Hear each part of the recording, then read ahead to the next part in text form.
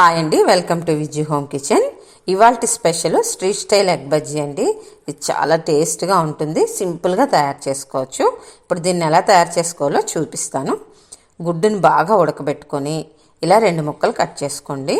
4 ముక్కలైనా మనం కట్ చేసుకోవచ్చు. ఇప్పుడు దీన్ని ఒక పక్కన పెట్టుకొని వేరే బౌల్లో ఒక 250 గ్రామ్స్ వరకు శనగపిండి, 1 tablespoon cornflour, 1 tablespoon maida, 1/2 teaspoon పసుపు, 1 టీ స్పూన్ కారం, 1/2 teaspoon pepper, 1 teaspoon garam masala powder, 1 teaspoon అల్లం వెల్లుల్లి పేస్ట్ వేసుకొని రుచికి సరిపడా సాల్టు, అలాగే సన్నగా తరిగిన కొత్తిమీర కూడా వేసుకొని మొత్తం ఇదంతా కలిసేటట్టు ఒక్కసారి కలిపేసుకోండి. ఇలా కలుపుకునేక కొంచెం వాటర్ వేస్తూ ఉండలు లేకుండా కలుపుకోవాలి. ఫ్రెండ్స్, ఈలోగా ఈ వీడియోకి ఒక్క లైక్ చేయండి.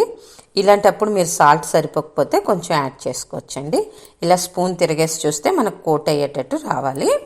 ఇప్పుడు స్టవ్ వెలిగించి ఇలా కళాయిలో ఆయిల్ పోసుకునేక బాగా హీట్ అయిందో లేదో చూసుకొని, హీట్ అయ్యాక ఫ్లేమ్ మీడియంలోకి అడ్జస్ట్ చేసుకొని ఇలా చేత్తో కానీ ఇలా ఒక స్పూన్తో కానీ బజ్జీల్ని ఆయిల్లో వేసుకోవాలండి.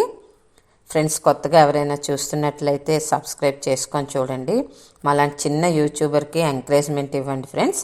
అలాగే లైక్ చేయడం మర్చిపోకండి. మీరు కొంచెం ఆయిల్ తీసుకొని ఒక్కొక్కటి వేసుకున్నా సరిపోతుందండి. నేను అన్నీ ఒకేసారి వేసాను కాబట్టి కొంచెం ఆయిల్ ఎక్కువ వేసి ఫ్రై చేస్తున్నాను. కొంచెం అడుగు మందంగా వస్తుంది, ఎందుకంటే స్పూన్తో మనం వేసాం కదా, అందుకు కొంచెం అడుగు మందం వస్తుంది.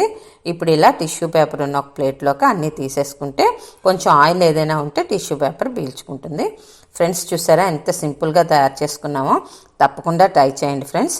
అలాగే కామెంట్ చేయడం, లైక్ చేయడం మర్చిపోకండి. కొత్త వారైతే సబ్స్క్రైబ్ చేసుకోండి. Thank you for watching.